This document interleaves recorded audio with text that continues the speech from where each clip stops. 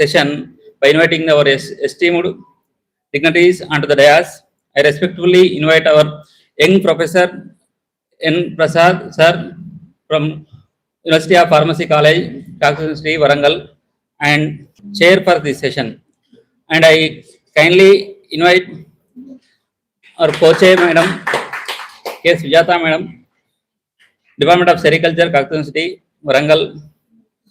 And it is my great honor to be invite our invited talk, young professor and dynamic woman from Usman University, Department of Zoology, Professor Madhavi Madam, come on to the dais and give his wonderful lecture to enlighten us. And I request all the dignitaries to occupy your chair and continue this session. In this regard, I now hand over the session to Chair Professor N. Prasad Sir to introduce our speaker. Thank you, one and all.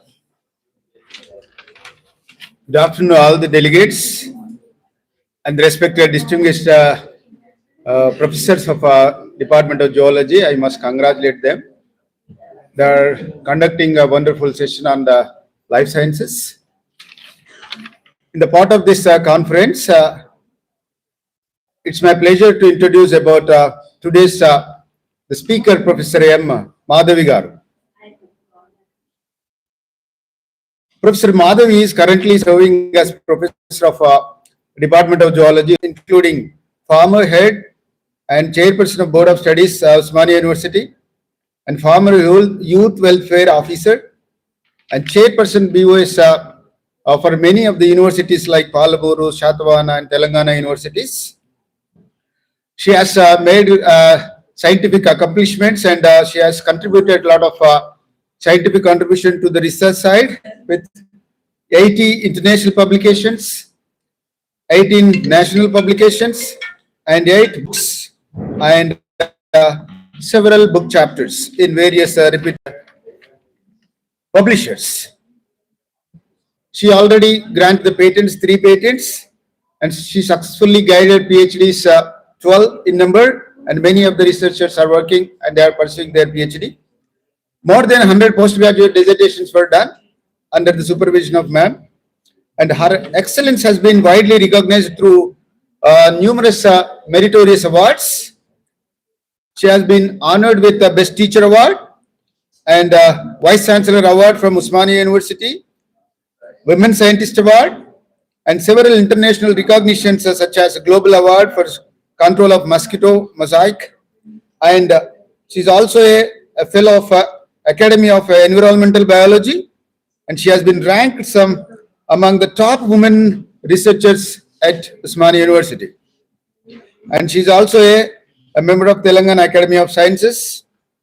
And Professor Madhavi has delivered more than 100 lectures in various scientific forums at national and international conferences.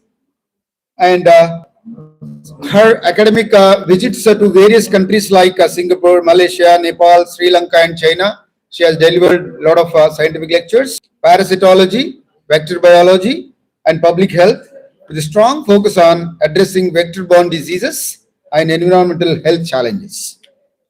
With this brief introduction, I would like to invite Professor M. Madhavi Garu to deliver her lecture. Madam, please.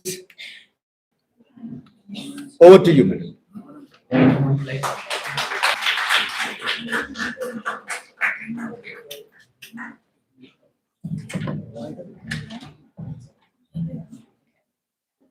Thank you, sir, for a wonderful and a brief introduction of mine. Esteemed faculty members of this prestigious and momentous Department of Zoology, Kakatiya University, and all the very interested and passionate participants from various parts of India, I would like to congratulate each one of you who have very enthusiastically attended this today's conference.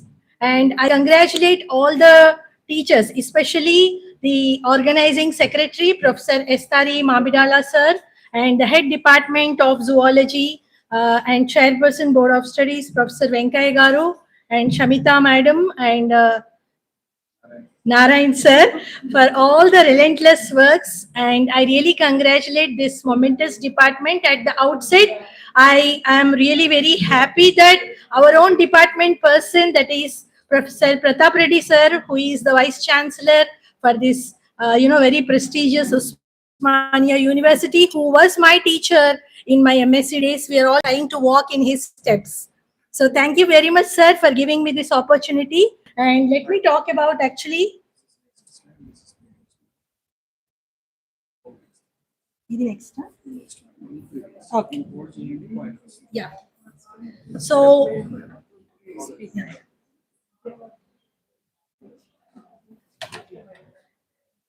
I don't know the problem with my laptop, so I just don't want it to turn that side, but no problem. I'll see now. So this is really very interesting. I'll try to see that. Yeah, I'll try to see that you will not sleep, because almost all the pre-lunch sessions will be somewhat sleepy, as the case with the post-lunch. So it is really very interesting topic with regard to, yeah, with regard to One Health approach. One Health approach. So One Health approach is particularly, it is integrated completely with the multidisciplinary strategy that recognizes the close connection between the human health, animal health, and the environment health. So human health, animal health, and the environment health put together, all these three, when they are in coordination, we call it as One Health concept. So how is the collaboration then? Collaboration is among the veterinarians, doctors, ecologists, and public health experts. Today, lot of concentration with respect to the public health concerns, and why? Because of the vector-borne diseases that are prevailing throughout the globe. And what are the factors that are responsible for re-emerging pathogen and emerging pathogen? This is not any fascinating word, emerging and re-emerging. So once upon a time, these particular diseases are very, very active, and because of the development of so many vaccines or medicines or drug discovery, whatnot, but today again we are seeing that there are re-emerging diseases. What could be the reason for this re-emerging diseases? So these are all the reasons, maybe because of the population aging, that is lot of advancements in the medicine, and urbanization, lot of urbanization, globalization, civilization, and today we talk about digitalization also. So this may be one of the reasons for emerging and re-emerging, the diseases, and the climate change. Of course, today we are in March, and yesterday in Hyderabad there was a big heavy rainfall, so which is completely, and from the past 2-3 days we are seeing lot of we have not also not using ACs and fans because of the complete cold temperatures. We are surprised whether we are in December or in March or it is summer. So because of the lot of climate change and the poverty and social inequality which always the globe, and the conflicts. So you all know the different wars in our neighboring Asian countries, and migration. Migration is always migration is very fascination, whether it is animals or humans. Wildlife trade and consumption, industrial livestock production, as well as antimicrobial resistance in human livestock. So these are all put together, collaborating. I can say that there is re-emerging and emerging diseases. Then what is this One Health? So well should take an improved climatic mitigation and adaptation capacity. So this particular One Health approach can be attained by coordinating and communicating and collaborating. So all three C's to achieve the best health outcomes for people, animals, plants, and our environment, which have taken this from CDC, Center Development and Control. So here, One Health, human, animal, and environmental health are linked. In a very small example here, I would like to say, you can see this PPT. The cows graze next to a lettuce field, and the cows can carry E. coli, Escherichia coli, but still look very, very healthy. But here E. coli from the cow manure in the nearby farm can contaminate the lettuce field. And the people who eat contaminated lettuce can become infected with E. coli, and serious illness or sometimes death can result. I think this example you are all very, I think you have understood. Now the concept of earth has many completely experienced the challenges in climate and land usage. Lots and lots of land usage, such as a deforestation and intensive farming practices, disruptions in environmental conditions and habitats, and that is the opportunity for the new diseases that is passing from the animals. A small example, I don't know how many of you have, I think 99% all the students have seen Hyderabad, how rapidly urbanization is occurring. Just 15 days back when I have visited a place called as Nanakram Guda, I was totally surprised. It is called as financial district, it seems. Just 7 or 5 years back, it was completely 5 to 7 years back, it was completely forest, completely forest. Today, you cannot even, have a look, at least standing like this. We should completely, erect your neck. Even then, you cannot see the top floor because everywhere it is sky high buildings. So here, what I would like to say, how much land usage that we humans are taking, and how this particular, when you go and disturb the forests or natural resources, now what is happening to the diseases. So in the same way, it is a directly proportional case. So the land usage should be very conscious. And these changes have led to the spread of existing endemic diseases, which we call it as zoonotic diseases. And examples of zoonotic diseases are rabies, salmonella infections, West Nile virus infection. This is really very, very, very threatening and dangerous. This was not there in our India, but now it has entered through our eastern states. It has already entered eastern states, and it is already the death bells are ringing. It has also approached Kerala and some parts of Karnataka as well. So these are all the complete zoonotic diseases. And the other examples of emerging diseases, which are again emerging, they are HIV, AIDS, tuberculosis, viral hepatitis, viral hemorrhagic fevers, respiratory infections. We have all seen how this 19 COVID pandemic has made us to just sit in our bedrooms, not even allowed us to come out of our bedrooms. A small microorganism which has not allowed us even to come out of our bedroom. So that was a complete pandemic situation, and that was already an emerging disease. And the arboviruses and sexually transmitted infections. So these are all the components of One Health. As I already told you, the human health, animal health, and the environment health. So what are the objectives of this One Health is to improve the human health always. The primary objective is to improve the human health and enhance the animal health and welfare, protect the environmental health, and prevent the zoonotic diseases, and early detection of emerging diseases. Early detection is very, very important, and strengthening the disease surveillance. So surveys has to be always taken into the front seat. Promote interdisciplinary collaboration. So this is the need of the hour. So always we should have the collaborative studies and ensure the food security and safety, which is very primary concern, and combat the antimicrobial resistance. Here for ensure food safety and security, even for the stored products, insects also, we find lots of diseases. My student is here. She is none other than Ms. Shanti. She has already submitted her PhD also. Her reports are also have come. And we have studied on the stored product insects, how these products are causing the diseases, not only to the humans and also to the environment, and how they improve the pandemic preparedness. So the animal health impact, always it improved the livestock health and productivity, minimizing the stress with greater wildlife biodiversity. So we don't have any right. Today we are dominating the earth. Humans are dominating the earth. But once upon a time, my dear students, you all know that who dominated earth? Dinosaurs, very good. There was a golden period, is it not? But today humans are dominating, but we don't have any right to destroy another species. That is their primary right. We want to construct a new building. You want to construct some kind of, cell mobiles or whatever may be the technology. I am not against the technology.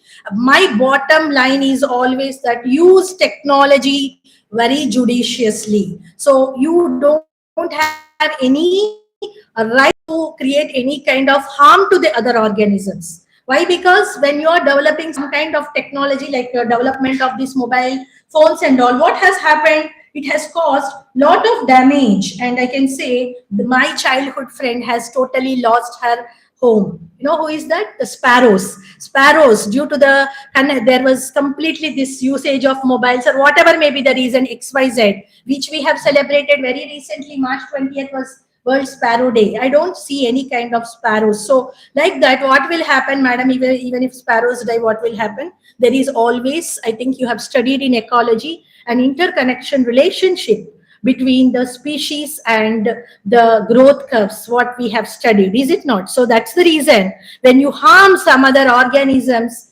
that directly affect our food chain and food web as well. That's the reason the emerging of COVID-19 pandemic has erupted.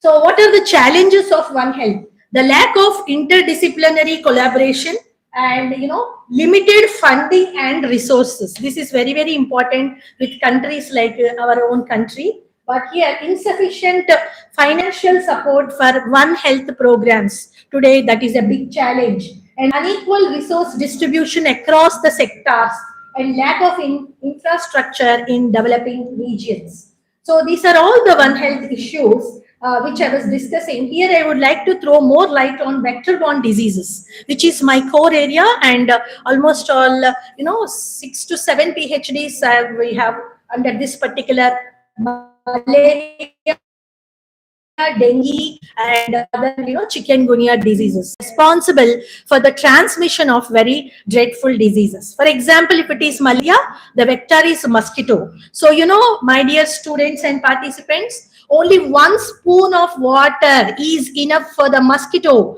to complete its life cycle. Only 1 spoon. So you imagine how much water residues and how much water and unused tires, whatnot, blah, blah, cover vandalo, all those things. So you just imagine. So here what we have done, my student, where we have worked with, the completely neglected species. I was totally concentrating on the neglected species of mosquito, that is Aedes vittatus, where one of my student was awarded PhD also. And it was really very good thesis.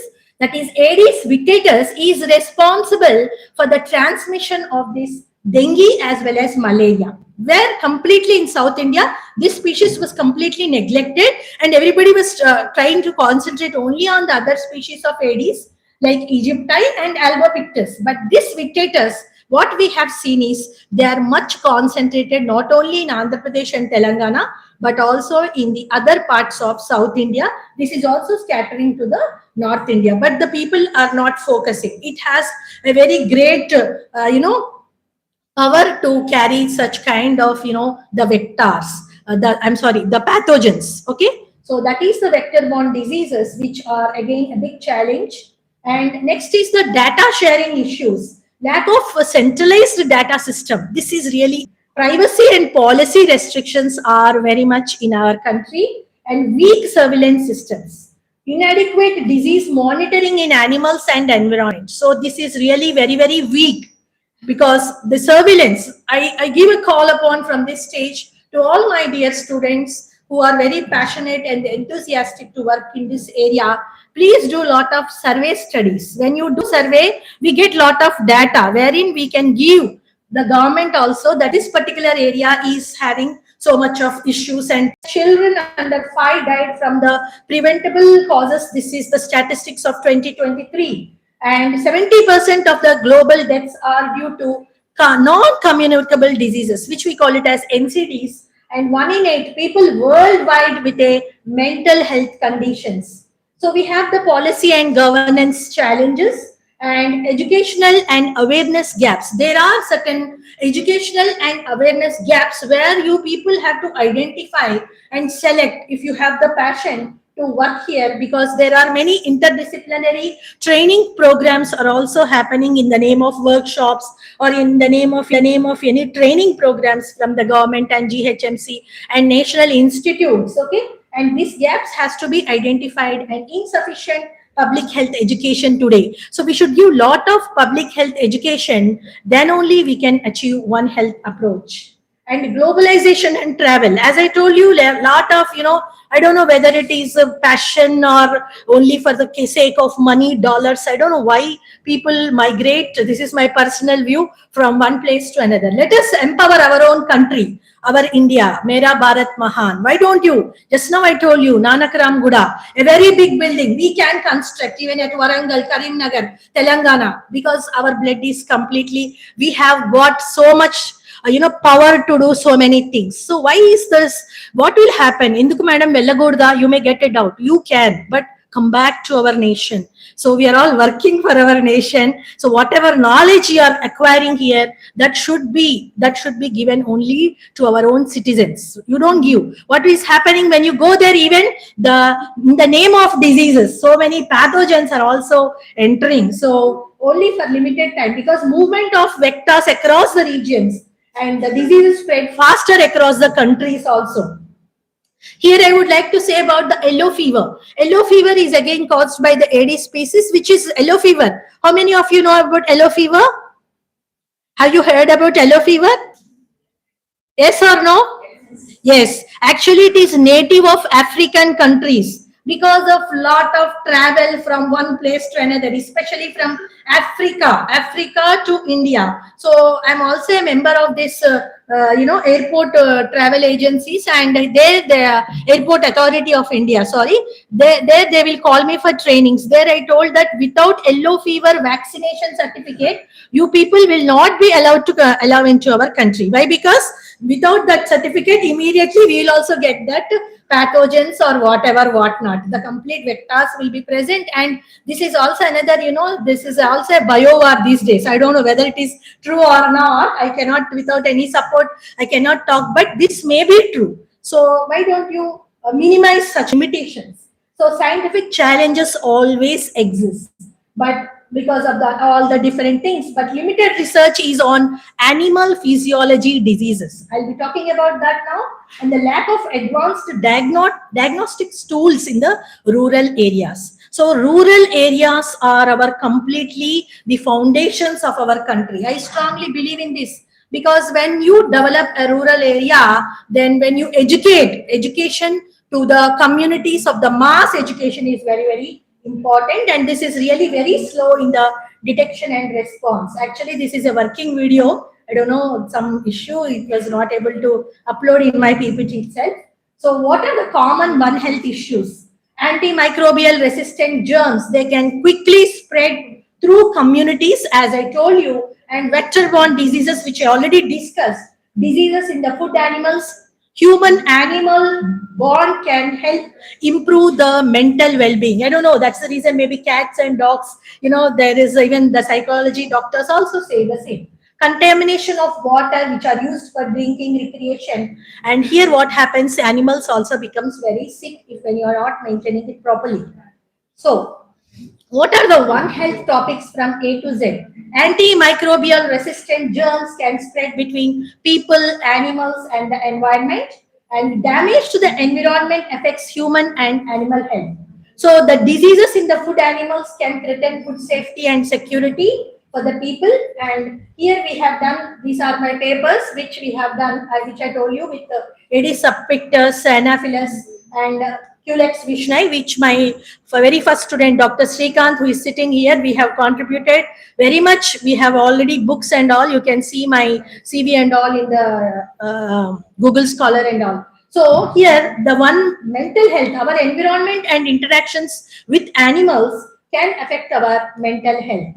So these are all our papers with the Culex pinkiefasciatus, which is responsible for the transmission of Bodakal Antargada elephantiasis. You are thinking that it is completely eliminated. No, again it has re-emerged. The diseases are re-emerging. So with this Gigadashes tricanthus, we all have done with my set of students and other. This is the stored product pest of Diasporas melanoxylon. With this particular pest, we are trying to see everything. We are going for the green synthesis. I am for the green. So completely it should be sustainable, cost effective and economical. Now, how does the One Health approach work then? So 5 steps to implement One Health approach is the situation analysis, setup strengthening, planning for implementation and planning for national One Health action plans. Action plans are very, very important, and governance, policies, organization, data evidence and other informations. So this is the actually the communication, collaboration, coordination and capacity building will make the One Health and healthy ecosystems, healthy animals and healthy humans. So how to go for this? For example, you can see the examples of SARS-CoV-2 of One Health approach. Here we have got the emergence of this particular viruses and what is happened then the human health, animal health and the environmental health was completely effective. Now here let us discuss about the role of animal physiology in emerging diseases. So how is this happening? The emerging diseases, which I am telling once again, emerging diseases are completely, they are newly recognized infections or known diseases which are rapidly increasing in incidence. So the top emerging and resurgents as per the statistics of 2025-2026 are the measles. They are completely resurgent, and US in the as early of March 2026, that US has confirmed 1,300 infections this year alone, and Canada has lost 30-year measles-free states in the late 2025 after major surge. So highly pathogenic avian influenza. We always see this avian influenza every time. Chicken dinakandi, cold dinadu, good dinadu. So this is all happening.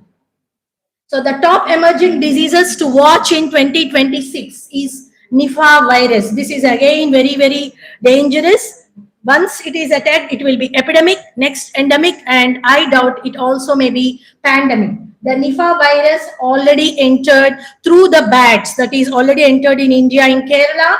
The Marburg virus, this is completely deadly hemorrhagic fever. Avian influenza, which I told you, the dengue and arbovirus. See, every time when you open the newspaper before COVID, in one part or the other corner of the newspaper, we have seen that there are some deaths with regard to dengue or malaria. Yes or no? But after the emergence of this COVID only, you are not seeing this news. Then what is the answer? What do you think, that there is no dengue fevers? There are no deaths? There are deaths, but government is completely concentrating. Why? Because it is a pandemic.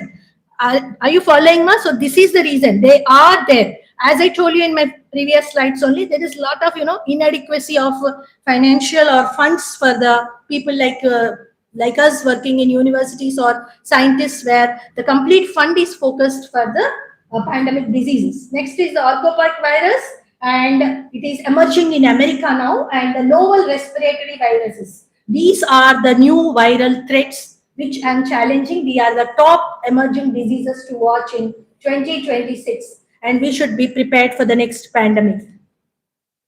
And here I would like to throw some light on this was also some other video. Here I would like to actually, what I wanted to show is how a mosquito, when it is biting, I think you all know that only the female mosquito will bite the humans. You know why it will bite? Not for fun. Animals will have very, very, strict and very nice metabolic activity. The female will suck the blood only to release the eggs. That is the OV position. So when you see that, it is actually, the videos were not uploading properly, sir. Otherwise, it is such a beautiful video. So when the blood is taken, what will happen? The abdomen of this mosquito, female mosquito, will be completely pinkish red. However, blood will be same like that. Only to OV position, that is to lay the eggs, it will take the blood. Otherwise, it will not take.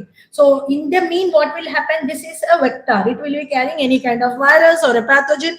So with that, we are going to get the diseases. So again, it is linked up with the environment, is it not? So classification, that is based on the mode of transmission.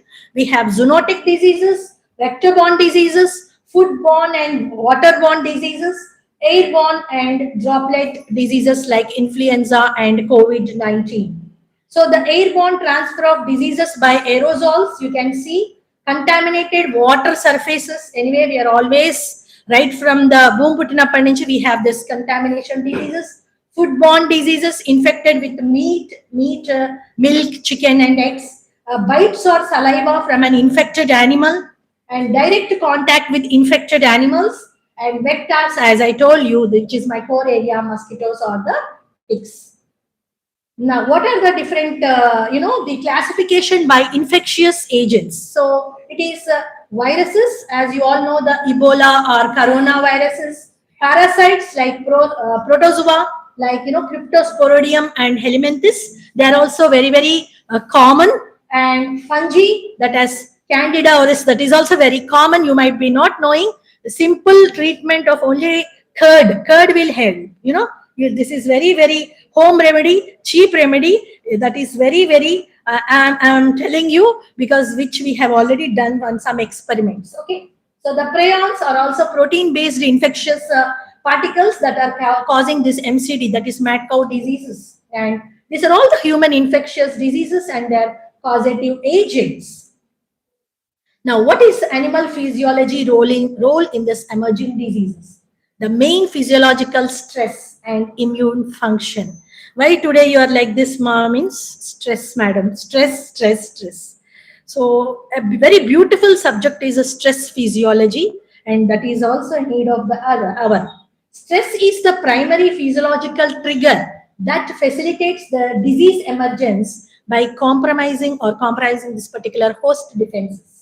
The immunosuppression, I think you all have studied about immunity, immunosuppressions, how this particular, so this complete chronic stress in the wildlife. Why you are getting chronic stress even in the wild animals? Because you are doing lot of, well, illu national cheshi manam boy ade illu kadtunam. Are you following? So habitat loss will definitely cause, the climate change, livestock, intensive farming. Every time man wants this crop, that crop, and you are not seeing what will happen to the soil, what will happen to the land, what are the different organisms. Take small example of soil arthropods only. What is that is happening? We are not bothered. We are completely economical. We want money, and that will make one day to see that we will perish from this system. Okay, very sorry, but this we all have to accept. Pathogen shedding, that is also the pathogen pressures, and this is also, for instance, you have seen in the nutritional stress in bats. So bats are completely, they are the indicators, I can say, for different kinds of this diseases. And receptor binding and tissue tropism, this is also a very beautiful topic here. So the receptor conservation, that is the pathogens often jump.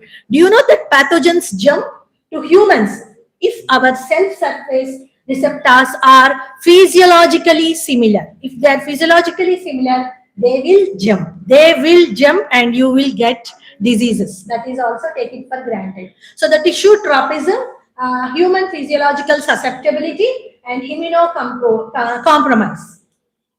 The environmental and metabolic drivers, the thermoregulation, rising global temperatures can alter the metabolic rates of vectors like mosquitoes. Example only I'm telling.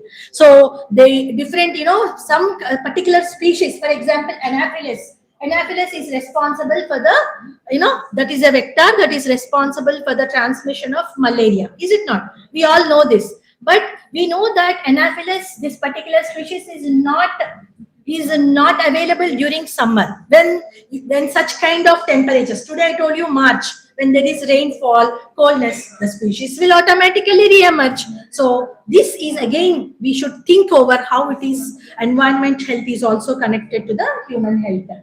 Now, what's the role of physiological systems in emerging diseases? So the immune system, you all know that what is the key role? The immune system key role is only to detect the pathogens, produces antibodies, regulates inflammation, memory response for future protection, and immune cells and all, the respiratory system. What is the key role of respiratory So the pollution, we know that today capital of India, Delhi, is completely polluted. They talk about different types of GPs, that is the gas particulate matter, PM and gas particulate matter. If it is, I'll show you in my next slide. See, if the PM is 2.5, what happens? It's completely so dangerous that upper respiratory tract, lower respiratory tract, and the alveolus of the lungs are completely affected. So this is actually with reference to the epigenetics also. Now, what's the key role of nervous system? The key role here is affecting the transmission target for the neurotropic pathogens and regulates the responses. Regulate the responses. In that time, yeah.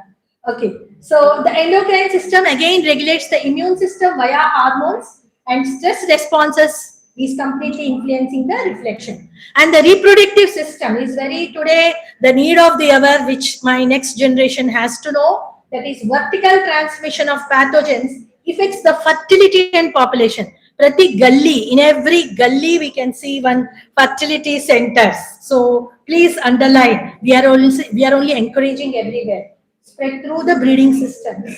Circulatory system, that is again, the systemic spread of diseases and maintains the homeostasis.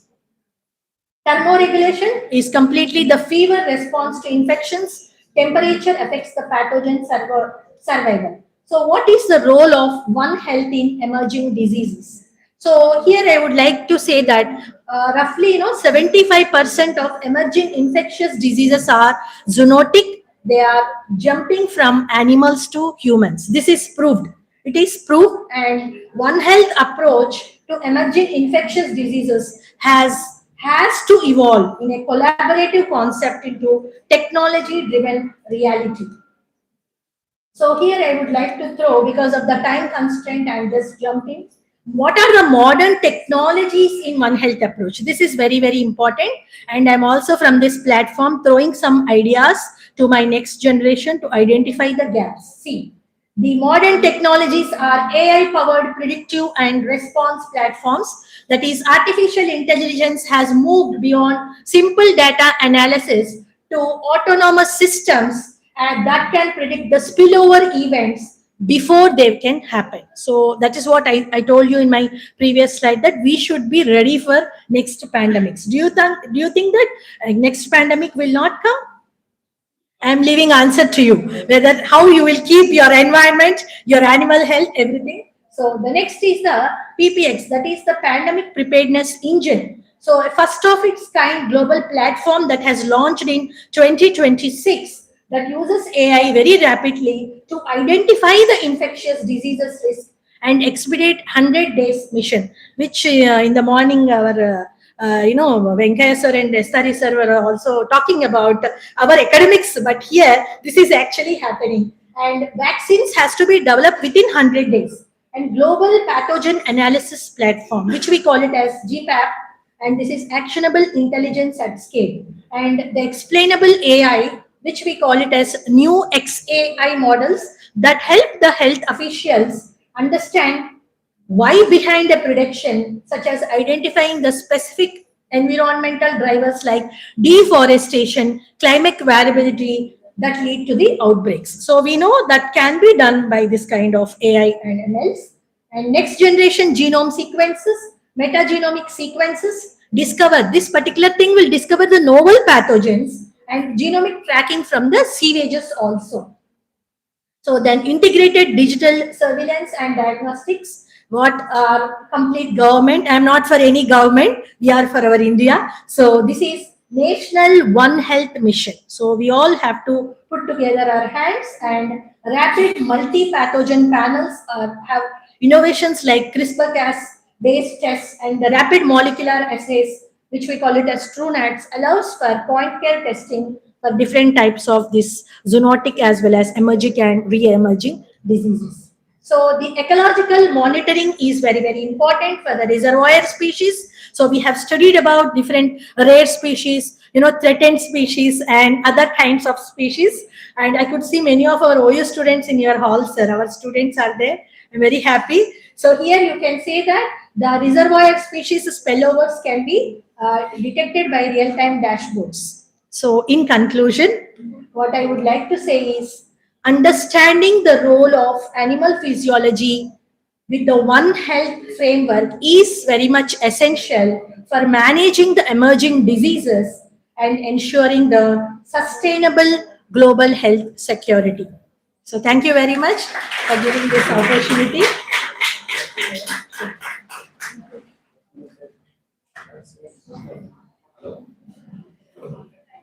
Because of the time constraint, I was forced to jump. I think I am clear. Professor Madhavi Madam, it's very really nice presentation and your research enlightened totally related to the work. Everybody is working for it. Thank you, Who is sir. reading, who is emerging, everything is related to health. So that health, you're really enlightened how health is going to be there.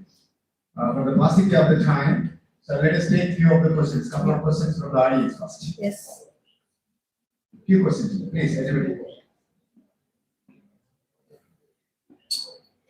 Then what I should understand when there are no questions? I also understood. Madam, if you want to go for any emerging disease identification without AI, so anyhow, AI is contributed very well in case of COVID. Yes. Without that, we will not get any vaccine in that time and we will not relieve from that particular time. So if that is the case, can we identify any sort of such emerging diseases before they are really coming into the picture? Yes, sir. That is Without there. AI, Yes. without AI. We have lot of kits. Already we are doing with kit experiments with our UG and PG programs also. So for example, there are different types of fever kits, is it not? We can identify. If some person is getting some fever these days, high fever, we say it is only a viral fever. No, I challenge. I was telling to madam also in the car in the morning while we were traveling, it is nothing but dengue fever only. Unless and until there is platelet completely downfall of the platelet, then you are rushing into the hospitals and not able to know. But there are kits, sir. That is actually right from our evaluation. Okay, madam, thank you. Thank you for your nice presentation.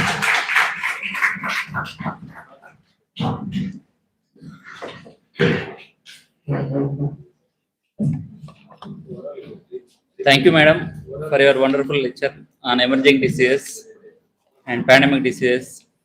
And we remembered how we suffered during the pandemic situation, and we hope we can beware of this and that. And it is a time to felicitate our invited speaker. I request our co-chair and professor and professor sir, chair and co-chair K. Sujata madam, Dr. Sujata madam, to felicitate our invited lecture and join this on session our partner Professor C. Jimta madam and Professor Istari sir and Professor Ivan K. sir. Petition. Professor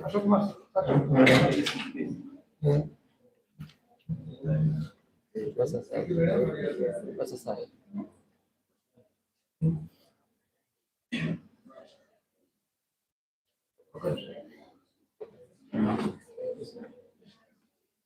Give you a big round of applause.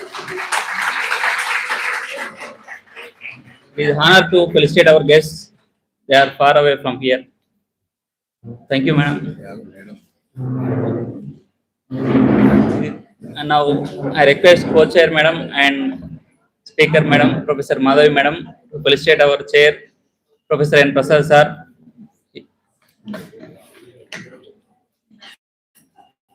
Felicitate with.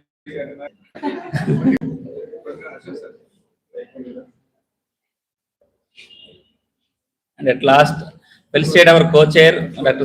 K. Sujata madam.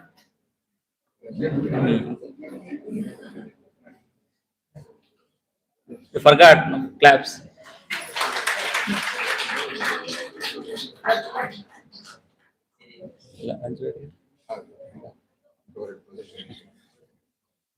Thank you for this opportunity.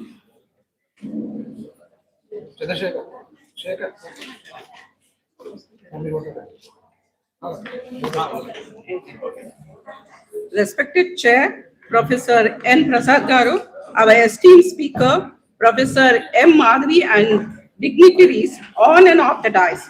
Good afternoon to all. It's indeed a privilege to serve as the co-chairperson of the insightful invited talk on One Health Approach, Animal Physiology in Emerging Diseases by Professor M. Madhavi. Ma'am has focused on the factors, linkages, changes, challenges which led to the spread of the new disease. The emphasis was on the physiological response in animal as an early indicator of emerging disease and was enlightening and relevant in interaction. My heartfelt appreciation goes to organizing committee for their tireless efforts in ensuring the success of the conduct of this session. With these words, I thank everyone on and off the dais.